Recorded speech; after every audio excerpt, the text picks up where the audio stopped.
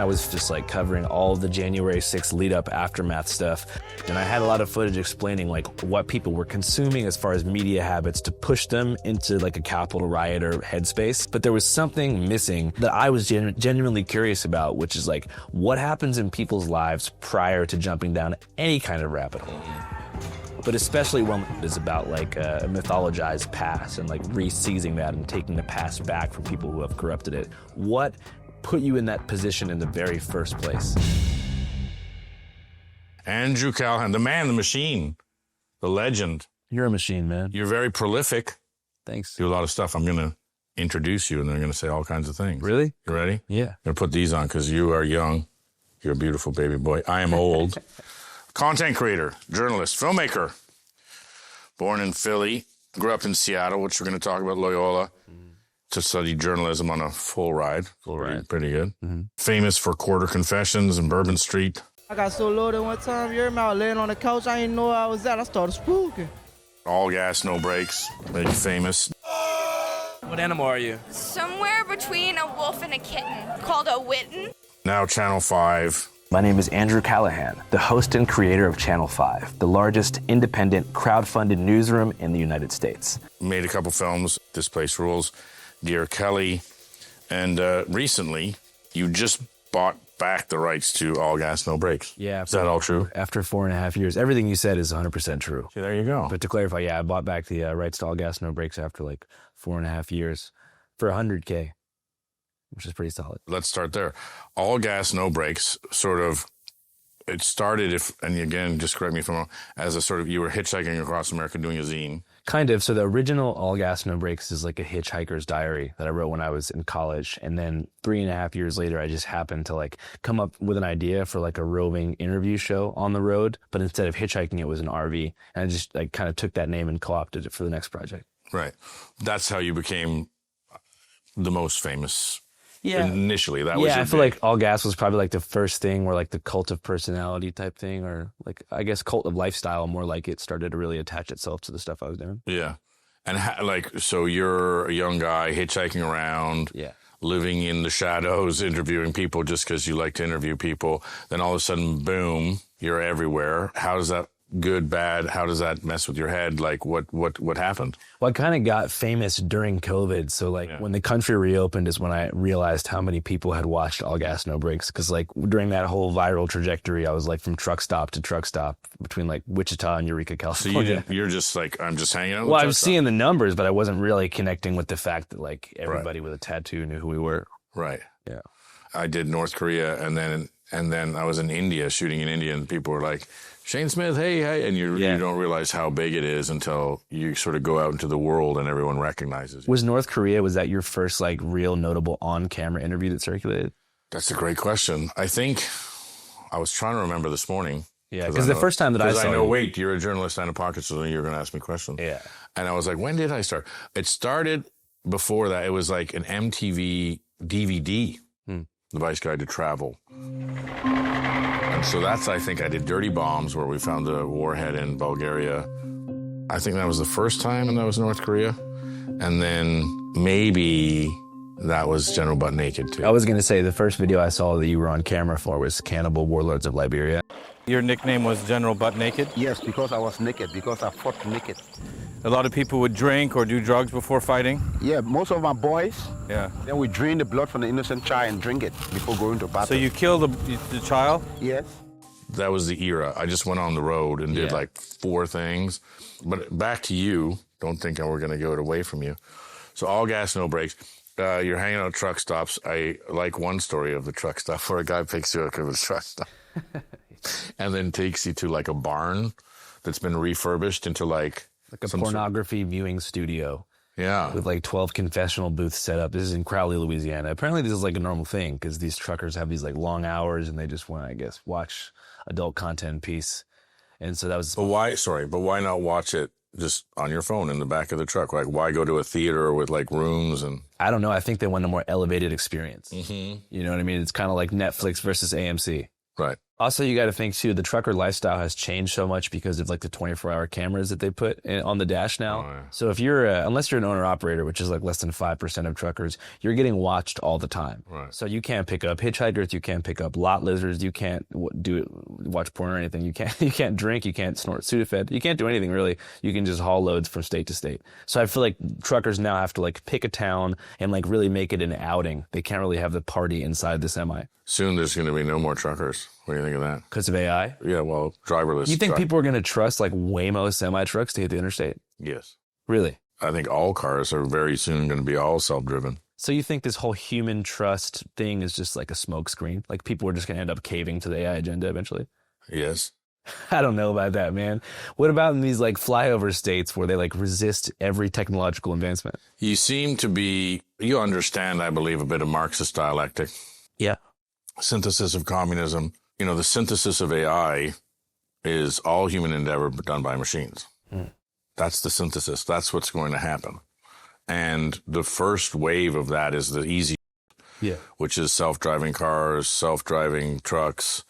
Because, like you said, okay, it's 5% owner-operator. So if you're a big company and somebody comes to you and says, if you have driverless trucks, it doesn't cost anything, and it's insurance and it's all this other stuff and it's cheaper and it's better and it's more efficient. There's no accidents and all this stuff. Yeah, so eventually, because you'll be able to cut costs and like maximize more profit. Capitalism. Yeah, it's going to drive everything into oblivion eventually. No more Jack Shacks in the middle of nowhere. So you get taken to a Jack Shack and then he wanted to have his way with you and then you had to explain to him no. And then he said, well, why were you at that? Yeah, he was super chill about it. I mean, a lot of these dudes like are kind of embarrassed when they are in that situation. Like imagine you pick up a dude who you think is a gay lot lizard and he's just like a chill guy who's much larger than you. The nice thing to do is just drop him off, which he did. He actually drove me to the next truck stop, which was like 30 minutes, and he acted like nothing happened. So you'd think that there'd be a lot more of those. if you're hanging out on a truck. Yeah, this is 2016 though. Like you said, the trucker lifestyle and the pitfalls of late stage capitalism and all the Jack Shacks closing down is probably now multiplied to the point where like that experience can never even be replicated. Yeah. Even when I was hitchhiking, hitchhiker culture had already kind of gone by the wayside. I mean, you'd be in like Aspen or somewhere on the Pacific Coast Trail and you would see these like hitchhiking posts from the 60s and 70s and like you can just see people's names etched in there. And it was so obvious that it used to be a huge thing. It used to be like a scene. Yeah. You know, even ski bum culture is dying now with the Vail Corporation and what they're doing, buying up that real estate and just turning Aspen and all those towns like Breckenridge and even now Basalt into just like playgrounds for international oligarchs. There you go. I think if you do this a lot, and people ask me this all the time, what do you think about, Biden? What do you think about Trump? And as you do more and more of it, and you have done a lot, you sort of come to a very unpopular opinion. And if I ever bring out this opinion, everyone sort of glazes over because they want you to say Trump is saving America or Biden is hooked up to a car battery or whatever the hell they want you to say. I've never heard that one. That's good. But what I usually say, and we're going to start off into your personal ontology. I say, look, this is a republic with two parties, so they're always in power. It is run by rich people and rich corporations that pay for everything. They pay for their ads, they pay for their offices, they pay for their aides, you cannot get elected without backers. Right. And backers back both parties pretty much equally because whoever gets in power, they write the legislation. So a lot of what this is bread and puppet theater. Yeah. So that we believe we live in a democracy when we don't. Yeah. And I think it becomes particularly obvious if you look at the fact that they've somehow split the country exactly at a near 50-50 voter base. Yeah. Like that level of engineering is amazing. So if you look at the last electoral map, every county red, every city blue, pretty much. Why? Well, I think a lot of it has to do with the fact that progressives and left-leaning people from small towns immediately flock to cities to start over because they can't stand it, as opposed to try to like change their town. I think that's kind of an issue. And I'm not going to tell a bunch of kids like, hey, stay in, Wichita, Kansas, or we get more remote. Stay in Elk City, Oklahoma. Don't move to Tulsa where there's stuff that you're interested in. Like try to gradually over the course of 30 years, open up a bookstore in your town. Yeah. But if everyone decided to do that, and didn't just flock to like Bushwick or Silver Lake or, West Oakland. I think it's actually not happening anymore. But, the trendy neighborhoods of the day, you would see a different voter map. It's also a little bit more insidious than that, my darling. How insidious is it? Gerrymandering, when Obama got elected, there was talk that there would never be another Republican president because of demographics, because young people vote Democratic, and now the millennials would be the largest and the baby boomers would die off, and that there would never be. Now it seems ridiculous now, but this was not only a lot of people, this was a lot of very smart people who were speaking with a lot of assurity. And they started doing a thing where they gerrymandered the counties. So they said, we're going to own the counties. And meanwhile, the Democrats were gerrymandering the cities. So basically, they spend hundreds and hundreds of millions of dollars to make sure that voter map is, we own the country, you own the cities, right? And to go back to your point, okay, we push that sort of, cultural movement and what have you into the cities, and it is 50-50. Now, I want you to get a bit more in depth, because in one of your documentaries I watched, you said, and this is all a lot of stuff to say we live in a democracy and the global elites aren't just using this to make more money. Right. You said that, and I thought that was a very insightful thing, that only people who really delve deeply into politics on both sides. You would have to be embedded for a very long period of time and realize, like, most people think they're 100% right, and most people think they're doing the right thing. Yeah. Like, I've never met anyone who, like, thinks that they're on the wrong side of information. Right. And, the ecosystem of digital content right now, it's, like, so easy to wrangle people into your belief system. But so knowing what you know, i.e. spending most of your life talking to people from both sides. Yeah. What are your thoughts? Are your thoughts that this is a lot of political theater so that people believe that they live in a democracy, people believe they have agency, people believe they can change? I mean, the funny thing about America, which is like, poor people don't want tax breaks because, when they're like, when I get rich, or to tax the rich, it's like, when I get rich, yeah, I don't want to pay tax. And you're like, you realize that 85% of all global wealth is inherited, like that whole. Is that true? It's true, yeah. Wow. Yeah. I mean, I think that local politics do matter, on like a city and sometimes state level. When you're talking about like two-party electoral politics, I always tend to say it doesn't matter too much, because like they generally are upholding the same system. But then certain times I do look at like what's happening right now as far as like ICE intimidation in MacArthur Park yesterday. And then I look at like, women and stuff dying because they can't get access to reproductive health care. And I'm like, damn, okay. I'm kind of coming from like a more, I hate using this word, but like privileged vantage point, to where like there are life or death, like, issues attached to some of these political parties. So I think that they have carefully embedded themselves into really things that really do matter. Like, I always find it strange that if you believe in one thing for a political party, you have to believe all the other things. Maybe there's a better way of articulating this, but it's like if you believe in Second Amendment rights, if you believe in the right to bear arms with very little regulation, if you want to vote for a party that supports that, you're also voting against abortion. There's all these things that are kind of clustered and grouped into it. You have to put it together. Yeah, and I always found that really interesting, because it's like you have to conform to the beliefs. There's not much ideological diversity. Or something as simple as taxation. You say, okay, I don't want to be taxed, to the point where I can't make any money. Well, then you have to go with all these other things. And you're like, well, I don't want to go with those other things. That's the one thing that, like, since I made a little bit of money, like, I think I made like, one year I made like 300 grand or something. And to me, that was just like unbelievable, right? California took like 45% of that. And I'm like, dude, I was going to use that money to give jobs to qualified people. And I was like, wait a second. Like, that actually impacted people that I wanted to help in a bad way. And I was like, that's what tax the rich means. I pay more tax in America than I paid in Canada. But in Canada, you get like free education and free healthcare and all this stuff. And here you have to pay on top of, for all this. And you're like, wait, what? And so the taxation is big. And then I just interviewed Rick Caruso and Karen Bass and a bunch of firefighters about the fires. And you're like, okay, well, we pay the most tax in America. There's no fire trucks. What the happened, dude? Is there any transparency as far as like California state spending, or are they actually just taking it? That's a great question. Yeah. How big would you say, you probably know the answer because you're a smart guy, how big would you say California is on a global scale? I know it's the 5th largest economy. Fourth. What it overtook somewhere? Japan. Oh, Fourth largest economy in the world. Yeah. Not in the States, in the world, right? So they have just a tremendous amount of money and a tremendous amount of tax, which I want to get into. You've shot a lot, and you just talked about you were shooting, or I'm assuming you were shooting, or you were down there anyways. Where? In MacArthur Park. Oh, no, I just got back from Indonesia yesterday. Oh, Indonesia. Okay, so anyway, we're going to go back to, but you did do a documentary, a series of shoots in San Francisco. Yeah, a few. And a lot has been made about San Francisco being like a failed city. And now LA, they're saying like, LA is a failed city, all the riots and the things and whatever. It's become a hot button, highly politicized. What are your thoughts on that? It's just a massive reactionary creator economy. I mean, I'm not going to pretend like I'm, better than everyone else in the world who makes documentaries. And I wasn't the first person to make a video about tenderloin and lawlessness happening in San Francisco, but at least I try to examine the root causes. Yeah. Growing up in Seattle, like I watched big tech come to the city, invest and pull out and leave downtown like a ghost town because the landlord. Hold on, sorry.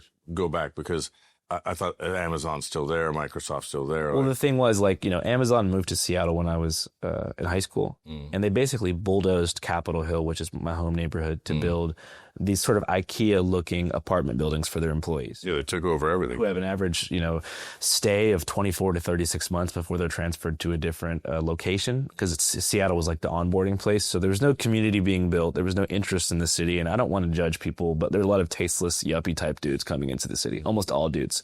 And you can tell them like with the Apple Watches and like the weird high-water pants and just the sort of like confused expression and the fear when they see homeless people, that kind of stuff, cop calling.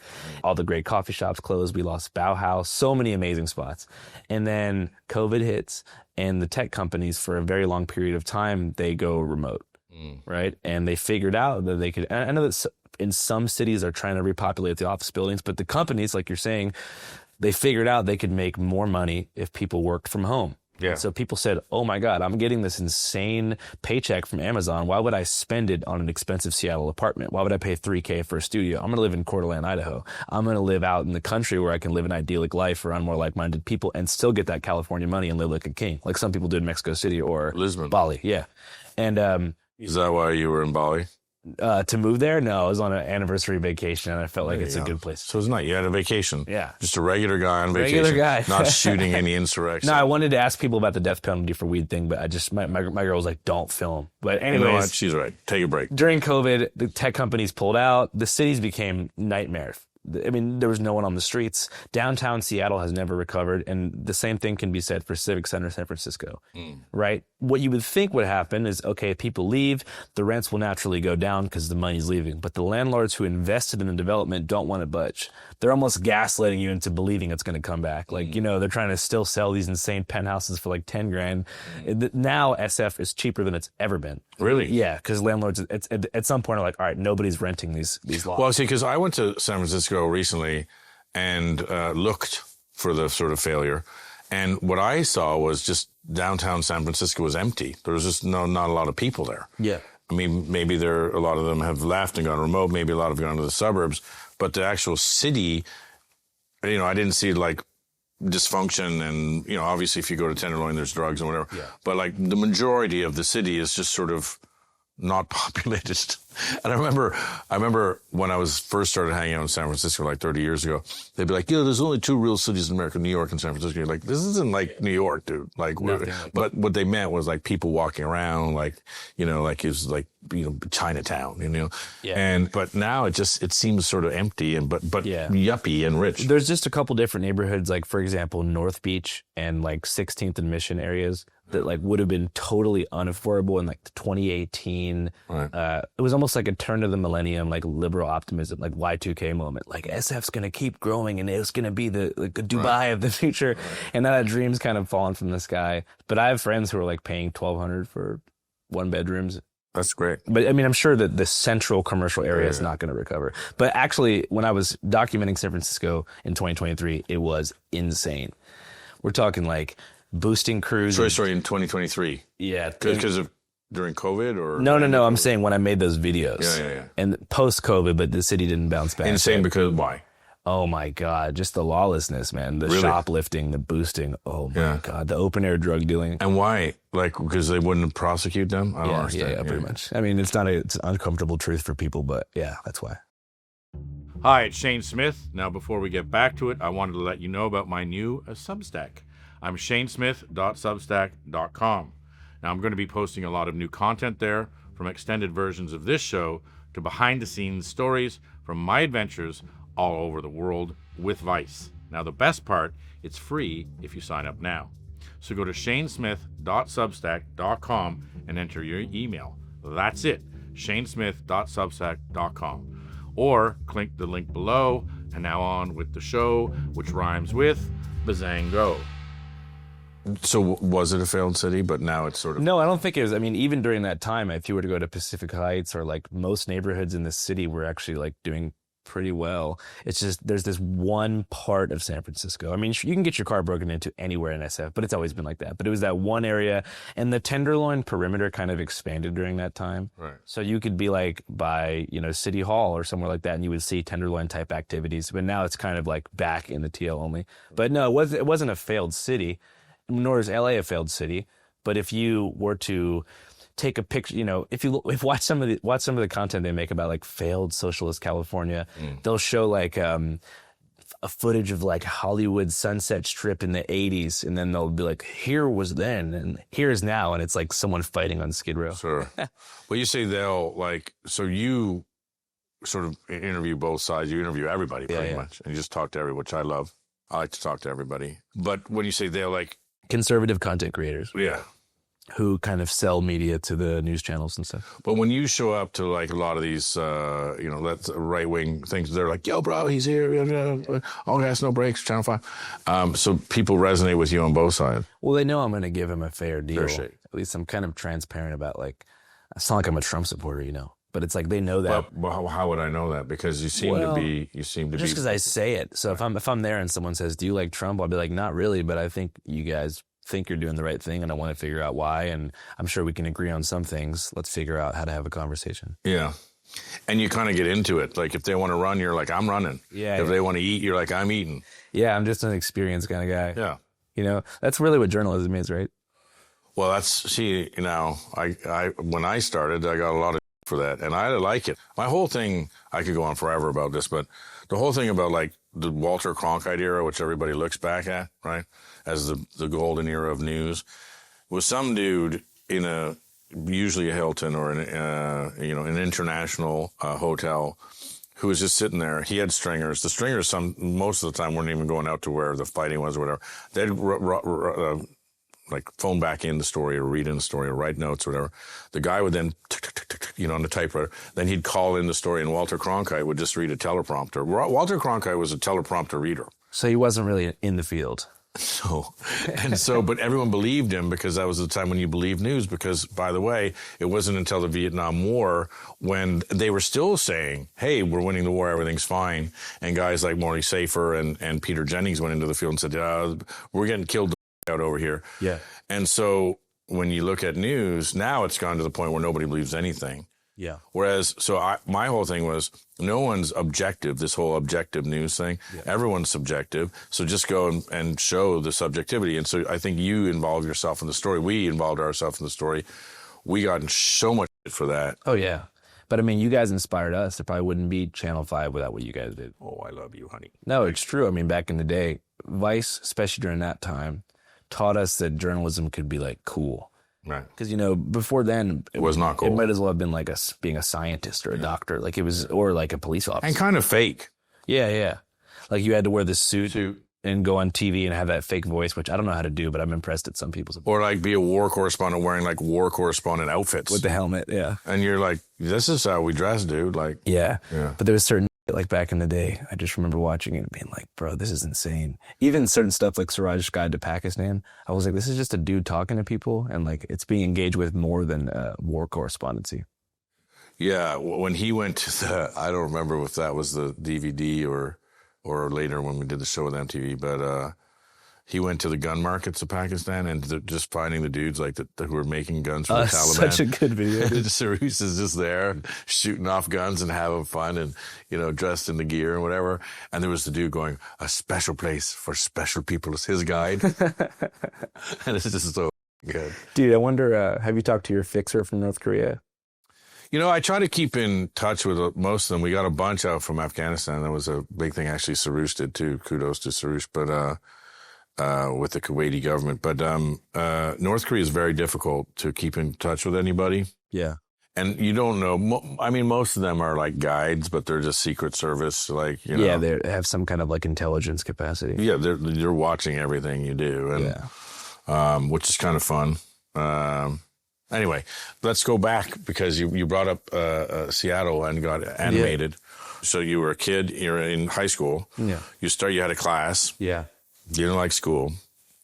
Guy lets you sort of wander around, and you start interviewing people and writing little articles, and that was your beginning. That's a pretty interesting way of starting. Yeah, I always say that in interviews, and I've kind of stuck to that story because, like, we're breaking news. I really think it was my grandma, dude. Ooh. You know, when I was younger, like, she's like a real Rolling Stone. She's lived in like Singapore, Kosovo, France, everywhere I can think of, Polynesia. For work or just a little bit of both, just odd jobs. She's like a photographer. She worked for the UN at one point. She was like the first female engineering student at Carnegie Mellon. She always just did her own thing. Mm-hmm. And being a little kid, like I would go to my other sides, my paternal grandparents. I go to their house for the weekend and stuff in suburban Philly. But my grandma was like, every time she'd pick me up, she'd say, "Where do you want to go?" And at the time I was like 8, so I only knew about a couple places like Baltimore, New York, Pittsburgh, and wherever it was. She was like, "Let's go check it out." And so I feel like as an early role model... Hold on, you're 8 years old, you want to go to Baltimore? Yeah. Well, I was in Philly, and I was like that. I heard they had a dope aquarium. You know, and I like the Orioles on TV. So she used to just take me around, and like I think she taught me early on that like a respectable adult could live like that. Like, you know, just to move around and just like not be afraid in new environments. And, right. You know, she almost lived like one of those hobos after the war, you know, and she was a big inspiration. And then when I was in 2nd grade, she helped me start a magazine. What was after the war, like World War I, like the Lost Generation, or after World War II, just like... the Lost Generation. Yeah, Lost Generation. See, now we're getting your literary... not like alcoholics with like post-traumatic stress disorder. Like she wandered around the world, yeah. Yeah. It was Americans, it's like coming out of the pond. Yes. Because it was very insular. Yeah. They see that there's a world out there and go, wow, the food in Italy isn't bad. And then so they travel around the world. Yeah, I got it. She was like a real jet set worldwide person, and she helped me start a newspaper in 2nd grade called ICS Kids Independence Charter School in Philadelphia.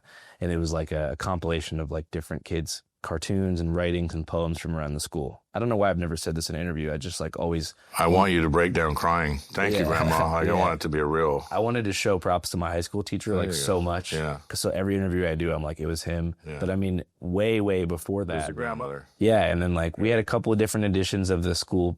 the ICS Kids magazine, but then I tried to like make a 4th edition about pirates and Blackbeard the pirate, and it was like really graphic. I would talk about how it'd make people like walk the plank, and so they told me I couldn't distribute it anymore. See, that was your first lesson. You were successful, and then they got you. Yeah. My grandmother's a big influence on me.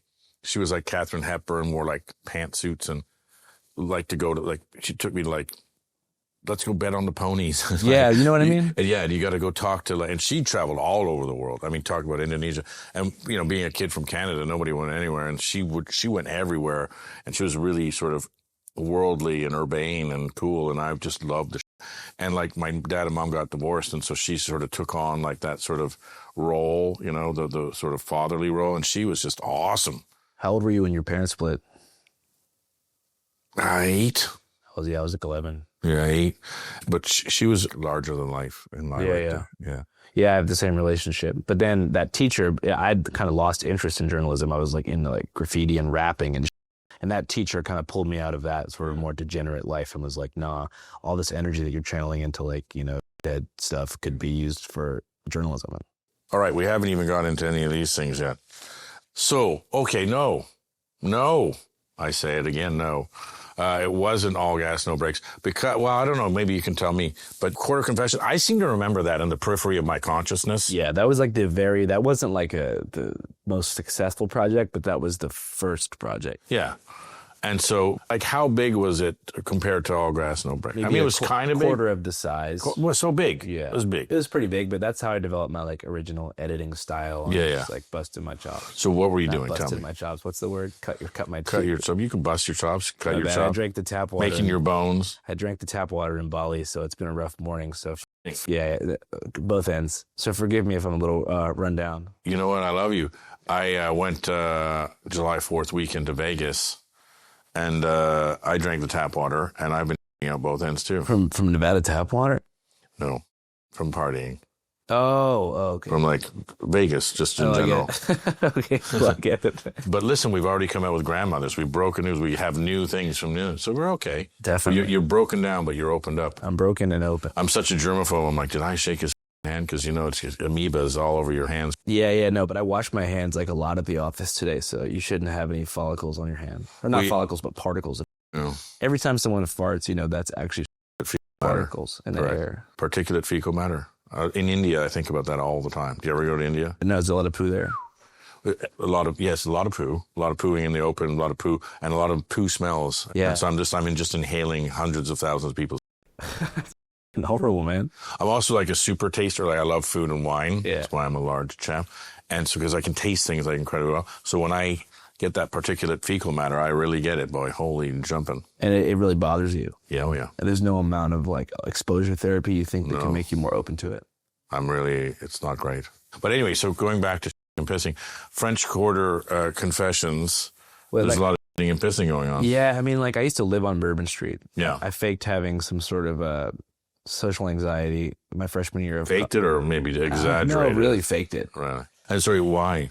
Because I hated the monotony of the dorm life so much. Hated college.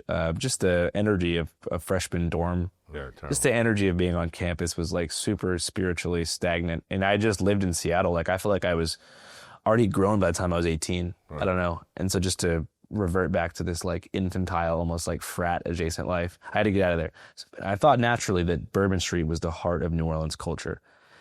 I mean, it is if you work in the service industry, because you're around New Orleans people all the day, all the time. I mean, you know that it's carefully separated from the city, and that's reflected in like the police response time. If you get robbed, if you like think that your wallet is missing in the French Quarter and you call the cops, they'll be there in 15 minutes. If you witness a shooting, multiple, possibly 2 dead bodies, like 8-9 blocks away, not even 9th Ward, 7th Ward or 8th Ward, they'll be like, all right, give us a minute. It might take it more time. Because, it would take it a day. It's the lifeblood of the city is the tourist economy. Right. So they make sure that tourists are protected. So I didn't want to hate on the French Quarter. I love it. But so I moved to Bourbon Street because I figured like that's the heart of the city. I was 18. And me and my friend George found like this attic on 1309 Bourbon of this orange Creole cottage, like the size of a baseball dugout with one window. Yeah. And it was above these gay meth dealers and Frankie and Johnny. They would have these chemsex parties all night. It was horrible. But I had the white noise app and these noise. You love it. You love the chemsex party. It was fine. So I worked on Bourbon Street as a waiter and a host at the time. So my life was the Quarter. It was already like, I would walk home from work. It was 8 blocks from Bourbon House Seafood to my spot. Every night I would just see things that I was like, man, like that was insane, just like fights, father and son puking, just stuff that you can't believe, just Bourbon Street anarchy, chaos stuff. And I had a friend who had an idea to start filming a taxi cab confessions inspired show. And that took off, but it got kind of redundant by the end because there's only so many things that people can confess. It's all to. kind of the same. Once you've got 5 incest, 5 murder confessions, and just murder confessions. Yeah. Wow. Like from who? Dudes who murder people. Off. Yeah, totally. I mean, one of them was like a kid who was like, I just caught a body. Like, I just smoked some homeless dude because he was touching my sister or something. And one guy was like, I was just in jail. Hold on. They confessed to murder on camera.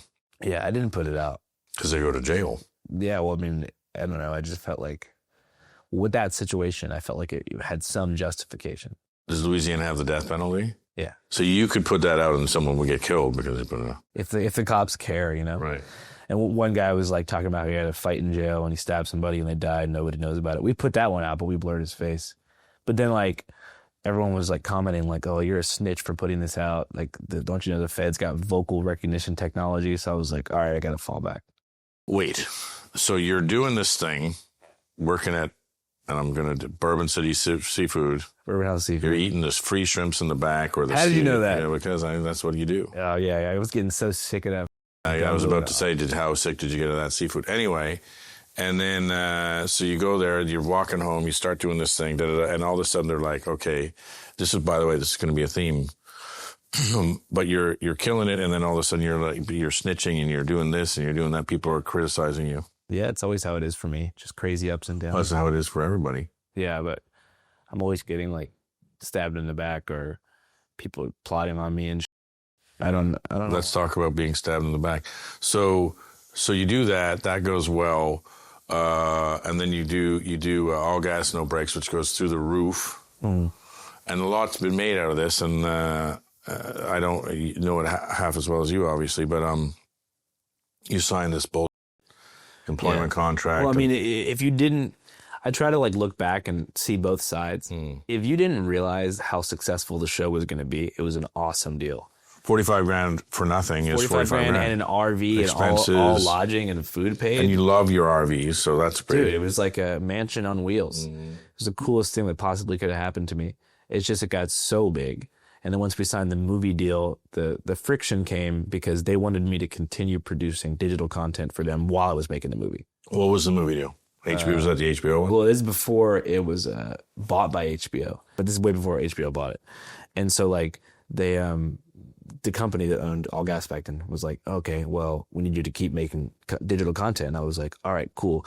Another recurring theme is me trying to be too hard-nosed of a negotiator and like giving ultimatums that end up just f***ing me over. Right. But I was like, all right, if you want me to do that, I need 50%. And I was so convinced that 50% of what? The film or the 50% of all revenue associated with All Gas No Brakes. Okay, that doesn't sound so on top crazy. Of salary. I was convinced, like, dude, like they're gonna give this to me, and then I just got a termination letter in the mail. But without you, there is no All Gas No Brakes. So what are they doing? That doesn't seem like smart negotiating on their part. Yeah, I think we've talked a lot since then, me and those guys. I think that they know they made a mistake, but I also think I could have handled it like a little bit better. And I'm not saying that I side with them. Sorry, how big was it at the time? Like numbers wise? Yeah. Like a couple million followers on all platforms. Okay, and so millions of video views. Yeah. How much money was it making? I didn't know. I just knew that I was... In retrospect. I would assume something like $75K a month. So $45K doesn't seem like equitable. Well, this company is so interesting. They're like the first meme corporation. So when a meme comes out, even if it comes organically, like Harambe the gorilla, they'll figure out how to trademark the image and like rights to it, and they'll just print merch, T-shirts, like all this stuff, and they'll sell clips to America's Funniest Home Videos and Howie Mandel's shows. So they had an interesting business model set up. I was their first original content venture. Right. So they didn't know how to deal with you. No. And they thought that they could like replace me. They thought I was like some glorified mic stand, I think they said. But it's okay. I'm cool with those dudes. So you signed this usurious contract. Yeah, 360 deal, they call it in the rap world. Right, a 360 deal. And so you say, I want 50% of everything if I'm going to shoot digital content while I'm doing the movie. Yeah. Because now you're getting a bit of a big hit because you're a star now. Yeah, and a fucking lawyer kind of talked me into making that heavy demand. And they just said no. Well, because when I was making the film, Jonah Hill, the actor, was like the executive producer. He gave me his lawyer for free and was like, this guy's the best. And the lawyer convinced me. He was like, they're going to give you 50%. I'm like, your name's going to be in the Chinese theater in a year and a half. And did you call him back and say, thanks for doing my homework, Dad? My teacher thinks I'm like, what? Like, did he? No, I just didn't even correspond with him. I was just like, oh, well, I guess here we are. This is going to date me as well, but I used to always say this, it stuck with me from LA Law of this type of representation is tantamount to no representation, which is just a line from LA Law. And whenever I do something in any legal setting, I'd go, this type of representation is tantamount to no representation. And they'd all get freaked out. And I'd say, no, that's from LA Law. It's definitely powerful. It is, right? Victor Cifuentes was the guy who said that. Anyway, I would have called him and said, dude, thanks for helping me out. I got nothing now. I did, and then they kind of told me, they're like, all right, we have a plan. They're like, we're going to like figure out how we can break your NDA and leak all of the details of this contractual dispute to the press. And they ended up getting all that information to the New York Times, who then published it, which allowed me to channel all of the kind of heartbroken All Gas fans into Channel 5 overnight. And did that work? Totally. Really? Yeah. So let's get into that. So there's All Gas, No Brakes. The New York Times writes a thing saying, hold on, this guy got screwed. Yes. And then everyone comes over to Channel 5. So how big is Channel 5? 3 times the size of All Gas, No Brakes. Why buy All Gas, No Brakes back? Just because it's yours and you want it? Yeah. That's it.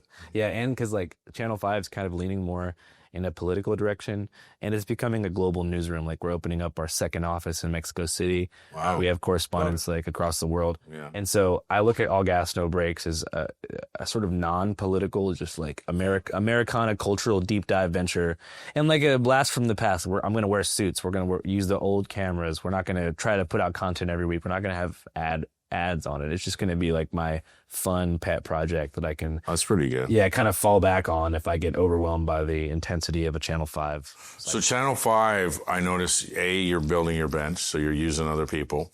There was a thing in, I believe, Juarez recently. So I was watching other people other than you going. I didn't know you opened a place in Mexico City. That's awesome. I love it down there. We had a big office there for like 30 years. It was my favorite place to go. At its peak, how many Vice offices were there? At its peak, there were 80. 80 offices? Yeah, but they weren't all.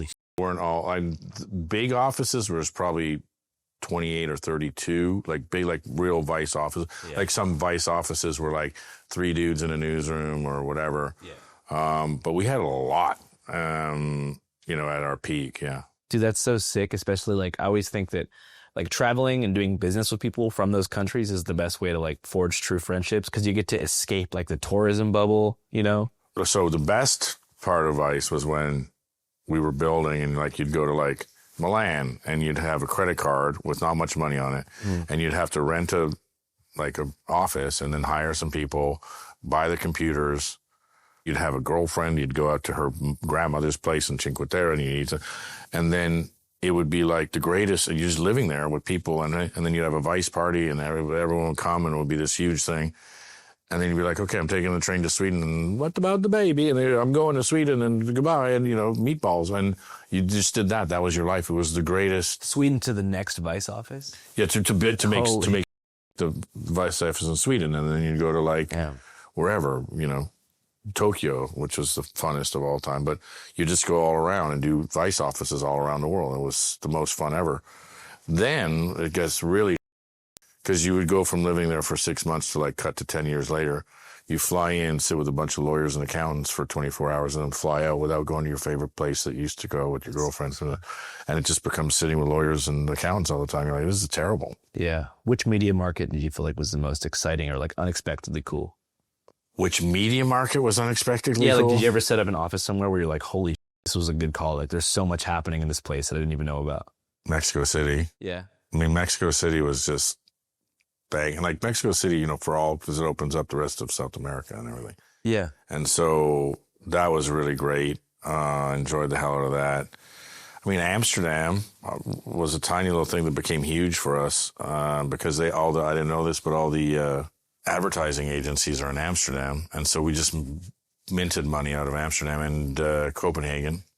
Copenhagen, like at one point we were like the agency for like Carlsberg. And like it was good. So, Did you ever do anything in Southeast Asia, like set up an office there? Yeah. What was the coolest place there? Well, Singapore was our sort of most successful one. Yeah. We had a little one in Vietnam for a bit. Japan was the most fun one. Well, we had a huge office in China. That's a long story, though. China? Yeah. Dope. It's a long story. I know that like on the Press Freedom Index, Vietnam's also pretty low. Was that a factor when you had the Ho Chi Minh office? No. It was just like we were flying under the radar. That was tiny. It was just like, we had a lot of places that were like a couple stringers, some cameras, smaller. Then we had big offices where you would have all the different things. You'd have an agency, you'd have, magazines, you'd have TV production, editing suites, the whole 9 yards. Did you ever go back to Montreal just for the hometown pride to set up an office there? Oh, yeah, we did. Yeah. We did. We had a big office in Toronto, big studio. And at one point we did a JV with their big Rogers, the biggest in Canada. And that was huge. But anyway, we did have an office, a back office in Old Montreal that was very nostalgic to go back to. Mm-hmm. Anyway. Wait, before we proceed. Yeah, I forget here. I have 2 questions. Let me just ask the first one. So I'm trying to expand and build different offices and stuff. Like, do you have any advice in terms of what mistakes to avoid and how to do it in a reasonable way? Dude, I have so much I could tell you.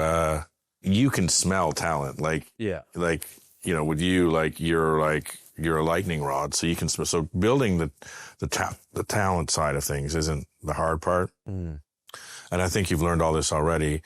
You can smell talent and build talent. The problem is going to be you need people to run the business and people to pay the bills and people to do stuff. Those guys tend to be masters of the universe who go, okay, these talent guys don't know what to, I'm going to be the one to take this business. I'm going to be the one to build this business. I'm going to be the one to, and they all think that they're the real business because finance is business. And then, you know, talent, which is media, gets sort of pushed to the side. And don't let that happen. I mean, so it sounds like you're saying one of the concerns is kind of like egos and people having a big head who are more behind the curtain. Yeah, like business people will come and say, hey, I'll give you $10 million and I'll be your business partner. Da, da, da. Those people believe that they know better than you. So avoid investors who think that they know everything. Avoid investors, full stop. Fund it yourself and run it yourself. And just like keep the ownership, keep the team small, keep it focused, and keep doing, you know, what you're good at. And don't let private equity or venture capital come screw you. What about, you know, hiring friends? Sometimes it's good, sometimes it's bad. Yeah. You know, you never know. People tend to always say, like, they either glorify, like, I work with all my homies, or the other end, they say, like, never hire your friends. It's going to ruin every personal relationship. There's a time limit on everything. Yeah. Like, nothing lasts forever, and friendships don't last forever. So, I mean, friendships in work are difficult, you know? Yeah. And nothing lasts forever. They just, you know, they morph and they change and they alter things. And yeah. I used to say to everybody, especially in the HBO era, enjoy the out of this, because you can literally come up with any idea, have an unlimited budget to go shoot that idea, put it up on the HBO and win an Emmy for it. Like, it was just like we were winning Emmys like every season. Like, it was just out, like, and we could do whatever we wanted. And it, like, the normal, as you well know, to do like if you're a documentary filmmaker, is develop a project, pitch it for like 3 years, get the financing, make it for 2 years. It comes out. Maybe some people watch it, maybe not. Now is the golden age for docs, but for a long time, it would be like 75 dudes in turtlenecks going, yeah, well, I think this documentary is quite good. And then it's over and you're like, okay, now what do I do? Now I got to do another one. So not the greatest. So that was the golden era. You know, what happens is, though, if a lot of the people, so you'll find that, like, you hire people that aren't journalists, and you hire people who aren't producers and people who aren't shooters and cutters traditionally, and they learn and they do it. And then all of a sudden they're in a real company that's being written about. Their parents go, oh, he's not a up. He's like now a real person. And it's a big thing. Yeah. And they're on TV and they're winning awards and they can see everyone's credits. I want to be credit because they want their parents to look at it. People are crying of happiness. Then they can go and also say, hey, I'm rich.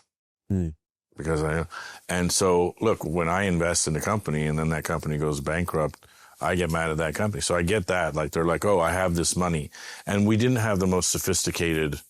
It's not like you're like in San Francisco where everyone's like seed round and, you know, in San Francisco, you see all these things of 1 in 10,000 businesses actually make it, whatever.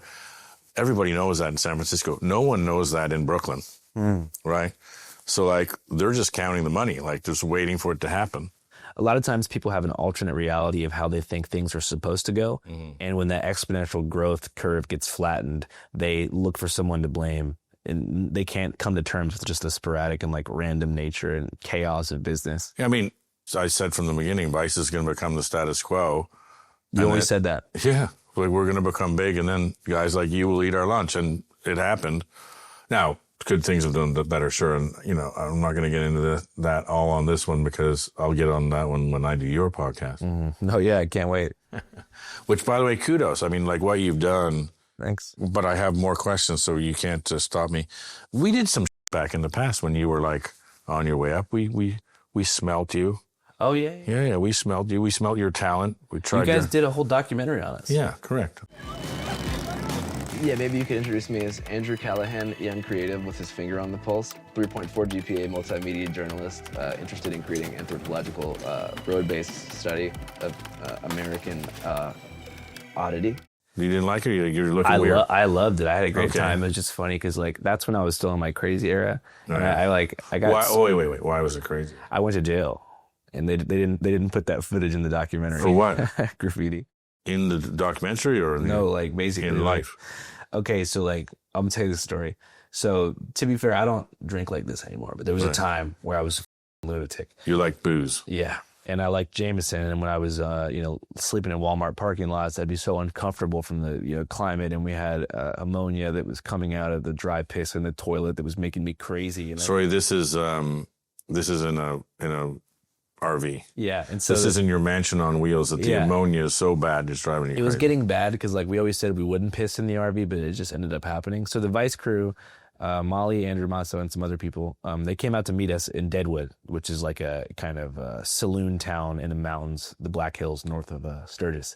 So Vice, for whatever reason, because of corporate policy, company policy, they wouldn't take off the N95 masks, and because this is still 2020. And wearing an N95 mask in a red county is like wearing a MAGA hat in Portland, Oregon. Right. It makes you an instantaneous target. Right. So I'm like, can you take them off? They're like, we can't take them off. It says that we can't take them off for insurance reasons. And I had to deal with the same stuff with A24. I had to wear a mask when I was filming the whole displacement. I remember you had the bandana. Yeah, and it was hard for me. But thankfully, the U.S. Gator is like, they don't look at it the same way. Right. But I was like, anyways, I got super hammered. So I would start doing interviews because they wanted to film me in the field, and I would talk to some libertarian biker type of dude, and I'd be like, "What do you think about COVID?" Typical 2020 question, and he would look over at the Vice crew, and he'd be like, "Y'all with the media? You're all with CNN? Y'all are with the deep state? You trying to come out here and make us trying to take our freedom away? You're communists." And then, so basically, I had an idea because I was too nervous to tell the Vice crew to take them off. to split. Because I really appreciated them. So I was drunk and I thought, I'm just going to tag the words Vice News was here on a historic building. My Lord. So that in the next morning, people would be like, you're Vice? Like, get out of here. So I barely even complete the V. And I'm just slammed against the wall by the county sheriff, Mr. Vandy Goodwater, also the duck hunting champion of South Dakota, just putting that out there. And his son works at the Men's Warehouse where I got my suit for a court date. So pretty small town. And anyways, I go to jail. I get up, I guess my homies that I was with at the time, told the Vice crew, hey, Andrew's in jail. And then I got out at 6 a.m. from the drunk tank, and Vice is there filming. And they're like, what happened? And they have the courtesy of not putting that footage out, which in retrospect, I kind of wish they did, because everything's funnier when you're like, oh, crazy kid. But at the time, I was like, this is going to f up my reputation. So hold on. I want to go back to something. The sheriff who arrested you also sold you the suit in the store to go to court? Vandy Goodwater's son is the manager of the Men's Warehouse in Rapid City. So, I got the suit, and he kind of told me, yo, my dad's the one that arrested you. But I ended up only having to do a week in jail. You said you play up your kind of naivete in interviews, which I want to talk about. Because you're a smart cat, and you're talking about the lost generation and Marxist dialectic, and meanwhile you're like, hey, let's go. Yeah. Well, I'm a little bit of both. Sometimes I like to make myself sound less smart to disarm people, because I remember when I would go on these Zoom calls with the A24 and HBO people, I would try to sound as stupid as possible. You know what I mean? Someone would say I'd be like, where are you at? And they'd be like, oh, I'm in Hawaii. And I'd be like, that sounds dope. What's it like out there? I've been there. But you just basically, because then you can see how people will treat someone who they think is intellectually stupider than them. So you can learn a lot about people by acting a little dumber than you are. That's in the professional setting. When it comes to interviewing people in the field, I would just kind of go for a more impish, naive energy, because it disarms people, and because I'd rather just be open to learning as opposed to imposing my opinions on the situation. That's a kind of Louis Theroux tactic that I would watch. So Louis Theroux, how did he influence you? And two, we were texting back and forth. You're like, how dope is that? I'm going to go on his podcast. Yeah. So tell me about him. I just talked to him this morning. Wow. Yeah, he said, are you in London? I said, no. So that's about as far as we went this morning. But, growing up, I definitely got the inspiration from Vice as far as the topic choice. But definitely the interview style came from Wild Weekends. Yeah. Because it's just, he has this way, and he's British, which makes everyone disarmed. Cause, they get the pass everywhere. The accent. Yeah. But he just has this way of talking where he's I call it toddler nodding, where you're like this. You're not necessarily nodding so hard to where you're like riling them up, but you're also giving enough of a nod to have them continue with their train of thought while feeling comfortable doing so. I have a problem because I always go, yeah, because you want to keep it going and you want to like keep them like, and so when they edit it, it's like, dude, you say, you say like, yeah, shut like, up. You say yeah like 48 times, dude. I just sent my homie Albie from San Francisco to cover the Veterans March on Washington. Yeah. He was doing the same thing, but he was going, hell yeah. I was like, dude, you gotta stop doing that shit. Well, I have to watch it because it's a way of sort of keeping everyone talking, but it also like someone will be saying something like, and then I think, we should, kill everybody. And then you're like, okay, good. Yeah. And they're like, you're not agreeing with them. You're just sort of saying, keep going. Like, What I also learned too when you're interviewing somebody is when they stop talking, if you just don't break the silence, they might say more stuff. So somebody might finish their point, and instead of like rushing for a follow-up, I'll kind of just like almost continue nodding. That's pretty good. As if to get them to go a little bit further. That's really and you'd be surprised to what people say when you give it that extra beat. Yeah. They want to fill the silence. I don't think I've ever done that because I love the sound of my own voice. Shut it. You got a good voice. So do you. Not like you. So go back to Theroux. So you learned a bit about him, and you like his style. But tell me about like what you liked about his docs. Just the Westboro Baptist Church in particular. I like his non-judgmental approach. Like even when he was confronting Fred Phelps, the pastor, Fred was such a to him, but he was able to keep composure even when confronted. Mm-hmm. I also like how he would ask questions, like at the Miami Mega Jail episode. He will ask, what would happen if you told the police what he was up to? Mm-hmm. Louis Theroux knows the answer to that. For sure. He's a 45-year-old man who's been doing journalism for 20 years. He knows what happens if you snitch on somebody in jail. But he asks things so that he can sort of be a voyeur for somebody who might not know, or an avatar for somebody, not a voyeur, an avatar for someone who might not be aware of that. Yeah. So I'm always asking people basic questions that I already understand and know the answer to serve as an avatar for someone who might not. So it's also not asking people super highbrow questions because then that might alienate someone who's uninformed. I think John Oliver stole like that persona from him. Yeah, but John Oliver, he's more of like a pundit, no? Well, now he's become that, but he was the in the field guy for Daily Show. For the Daily Show, yeah. Yeah, actually, I don't remember too much of the early Daily Show. I know it was like Wyatt Cenac was on there and John Oliver and wasn't Colbert, of course? Colbert was big. He was like the fake Republican getting angry about everything, America, kind of guy. So he was doing infield content back in the day. As that guy. Oh, okay, cool. Yeah. Before the Colbert Report. Yeah. Yeah. Me and my dad used to always watch those shows together. Yeah. That show actually built a lot of stars, man. Yeah, it did. Speaking of HBO, you had a movie on HBO. What was your experience with working with big #1 corporate America? I mean, it was actually pretty chill. Nina from Non-Scripted is cool. Nina Rosenstein? She's awesome. I'm going to shout out to her. She's awesome. Yeah, like She's awesome. She's great. It was refreshing because like most of the suits that were really cramping my style came way sound crazy. Came way before HBO. They bought the film like 2.5 months before it came out. Like it was. So you had made the film with a bunch of other producers, and then they sold it to HBO. Yeah, there was like for distribution or the whole thing, or there was like 9 chefs in the kitchen, and just like those pitch calls. That's when I saw some of the worst people ever. The worst. I think everyone should have a mustache. Dude, that's how he sounded.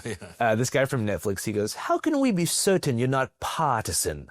I go, what? Partisan? I go, what are you talking about? Like, you know what I mean? I'm like, have you seen the movie? And he's like, no. And I was like, this is just a waste of time. What pissed me off so much about the pitch calls is they always seem really stoked by the end of the call. Every pitch call that I closed, I was like, we sold it. Those people love me. It's awesome. Rejection letter every time 3 days later. And I was just like, what's this universe? Because in the world that I come from, which is like the regular person planet, right. If somebody's stoked on you, like that's one step away from you guys like making something cool together. So you'd already been through hell just trying to get the film made. I don't know if I'd say hell. I went through a cumulative 15 hours of pointless Zoom calls. So something like hell. But you are being sued by the devil in himself. Yeah, I'm $500,000 down on a lawsuit against someone I've never met in my life named Bill Joyner. Which, by the way, unless people have seen your movie, should we explain who Bill Joyner is? Yeah. Or should we not? Because I know we should. We should. Okay, so let me set it up. Can I set it up? Okay. Because this is what I do. So we do the HBO thing, and then you're out at it was a Black Lives Matter rally. It was a White Lives Matter, but no White Lives Matter people showed up except for one. One white life. One white lifer, Kelly J. Patriot. Yeah. Now, I love this film, and I want you to tell me why you did, but it seems like after the sort of chaos, confusion, the suits, the this, the that, the aftermath, HBO, it seems like just such a pure story. It's just like this guy. And you sort of latch on to him, and he's just a character. And by the way, characters make documentaries. That's what makes every documentary is a character. Yeah. He's a character. Gotta have it. He's a character. So tell us, so you go out, you meet this guy. Now, I want to say one thing, like, you did an amazing job. Well, you go first, and then I'm going to. Okay, how I met Kelly. So yeah, how you met Kelly, and then how you stayed with him to say, "Oh, I'm going to," because it's a speck of genius. Mm-hmm. It's also a speck of probably shared insanity that you find a guy and go, "Oh, I'm going to do a 2-hour documentary on this, like a full feature film about this guy." Yeah, it's pretty crazy. It's the last person that most people would think. Yeah. But for me, I love characters, and of course, I fell in love with the character. But then I fell in love, like, and I'm skipping ahead, but the intervention, you can see the crazy go out of his eyes. Yeah. You know, and you're crying, and it's like a real emotional thing, and you feel your tears, well up, because it's like, this is like, it could be kind of every story in America, really. Yeah. Because everyone's got. And I think not only that, there's so many people like him. Some people have uncles, dads, moms, cousins that have gone down that Kelly route. Yes, I think everybody, and I think it could be the story of America. But anyway, So you go to this White Lives Matter. Yeah, so I met him on April 11th, 2021. And before then, I was filming for This Place Rules, just like covering all of the January 6th lead up aftermath stuff. And I felt like I had this mass amount of footage, and I had a lot of footage explaining like what people were consuming as far as media habits to push them into like a Capitol riot or headspace. And I had perfect documentation of like the historical events leading up to it. But there was something missing that I was genuinely curious about, which is like what happens in people's lives prior to jumping down any kind of rabbit hole. Mm-hmm. But especially one like conservatism that is about like a mythologized past and like re-seizing that and taking the past back from people who have corrupted it. And I didn't feel like I had enough time while filming for This Place Rules to actually get to know people and figure out like, were you always like this? What was the turning point? Not what did you read? Mm-hmm. Not what podcast did you listen to that made you red-pilled? Not that. Right. What put you in that position in the very first place? And then so I figured out, when I interviewed Kelly at the White Lives Matter rally, he was sticking to the script. Hold on. This is the Andrew radicalization theory. Yes. This is what you're looking for, the Andrew radicalization That's theory. what I call it now, but at the time, I was just Andrew theorizing. I had the theory in my head before. I was like, it's a pretty good theory. I like it. Yeah, I'm like, I feel like something happens in these people's lives that just like makes reality sort of shatter, and then they're able to just get swindled into this belief system. Right. And so I'm interviewing Kelly, and it's like he's yelling about like, the Epstein client list and the Suez Canal is blocked by human traffickers connected to the Clinton Foundation and all the typical stuff that you hear. They eat parts of babies. No, sell.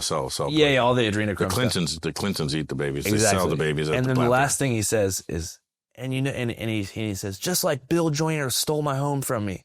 And I'm like, wait a second, I've not heard, did he just fit his personal tragedy into the grander arc happening in the country? Which he did. And I just like couldn't get out of my head. I was like, who's Bill Joyner? And it's like, he's the guy who stole my home. As it turns out, which I clarify in the film, Bill Joyner just gave him a loan. He couldn't repay that loan, which set in motion the chain of events that led to his home being taken as collateral. Yeah, because for the first 3/4 of the movie, I'm like, hold on, he lost a $2 million home because of $100,000? It doesn't make sense. Yeah, I mean, I don't know exactly what happened, but pretty much he lost the home because he couldn't pay the mortgage.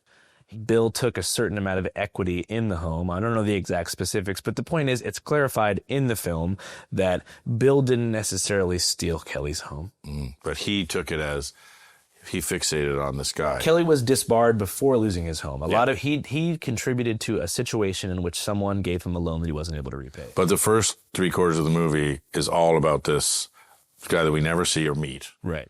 In fact, I believe you created him in like, I don't know what it was. We created him in like VFX. In VFX. Yeah, to like, because I mean, we tried every way we could to find Bill. I wanted to see the mediation so bad. So we're talking about, I hate talking about things and taking for granted that the people have seen him, but this guy's obsessed with this guy. He's obsessed with the guy who did in fact receive his home. Right. In some way. And that became in his mind when his perfect life with the children and everything broke up. And so then he blames him for that. And I think he says an amazing thing where he goes, they fraudulently took my home and then they fraudulently took this country. So he's conflated the two things. Yeah, of course. It's just that easy connective tissue. And pretty much like he hadn't healed from the trauma and the fallout of losing many of the things that he cared about most that, corresponded with his like security, significance, and connection, his family, his home, his career. And instead of rebuilding, he held on to a vendetta of the past, kind of soothed himself with anger, and then was able to kind of join a collectively angry group. And then I noticed that as I would talk to more people, that story was quite common. And a lot of it connected to the recession of 2008 and different financial hardships connected to like rising cost of living and stuff like that. Just people living hard. So go into the Andrew's theory, radicalization theory of security, significance, connection. Yeah, I just think when those three core needs collapse in a dramatic fashion, you are the most susceptible to being brainwashed or mobilized by political organizations. And you see that in developing nations. I'm sure you've seen. Yeah. Well, I think, economic hardship causes people to get angry. Yeah. And there are a lot of organizations out there that make a lot of money or get a lot of power by feeding off that anger. Yeah, it's the easiest thing to harvest in the world. So now at the end of this film, so it goes through it. You actually, you're part of an intervention. Your kids arrange it. He becomes, in my mind anyway, becomes more human. He admits he's wrong. He goes to rehab. Yeah. He says, I want to say sorry. I was bad.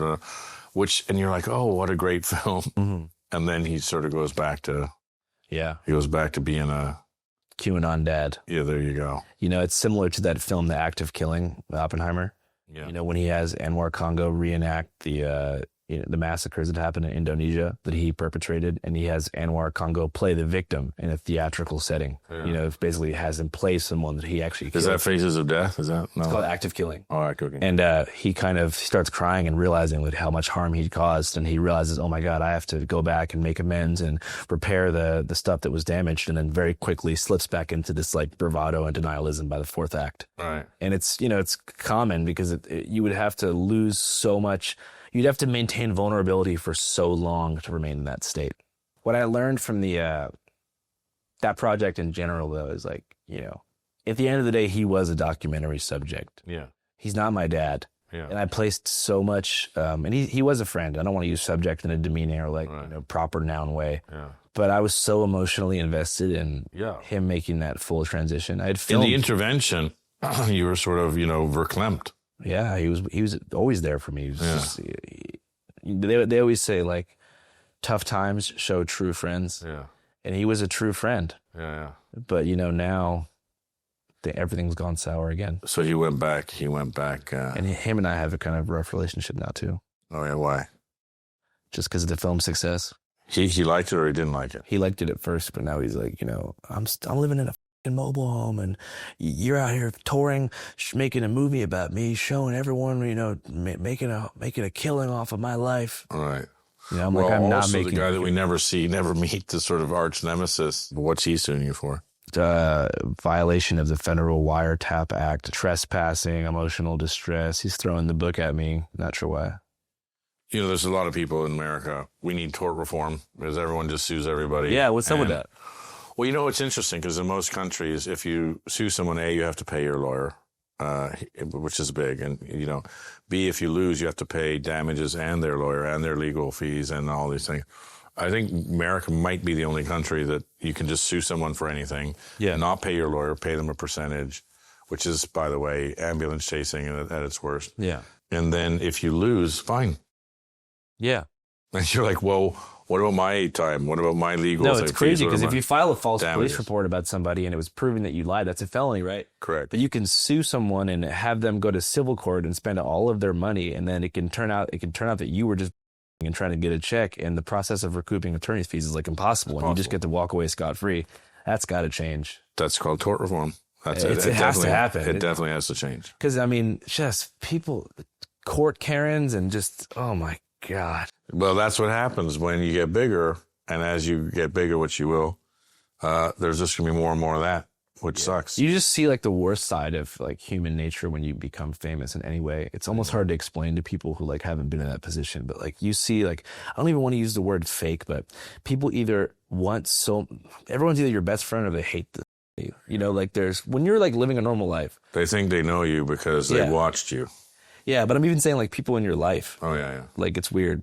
You know, I get freaked out. I try to I have a girlfriend and that really helps. And I spend a lot of time with my family. So that was a big question is like, how much has that changed you? Because it seems like, you know, you used to just enjoy the shit out of hitchhiking and being anonymous and, you know, talking to people and they're like, who's this like, you know, quirky dude? Like, and because you have that, I don't know, there's something about you that's disarming. Yeah, I definitely wish that the fame thing never happened. Really? Oh, yeah. That's interesting. I do carry a little bit of like resentment toward my younger self for trying so hard to become notable. Wow. And become high profile. I was like, I don't know what I was trying to prove or what I thought it would be like. And to be fair, the transition from like a regular guy kind of to being able to go to any town and walk into a coffee shop or a record store or a dive bar and they give you a free drink or they just show you love and tell you where to eat. Or it's a lot easier to do your job because people go, hey, I want to talk to you.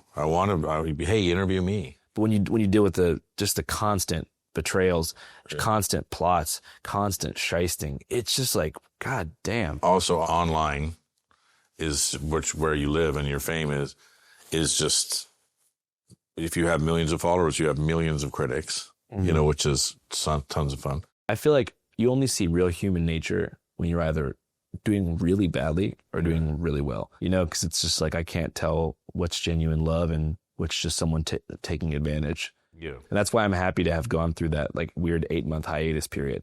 Because I was able to see specifically like who is my friend, who only wanted to be my friend when I was doing good.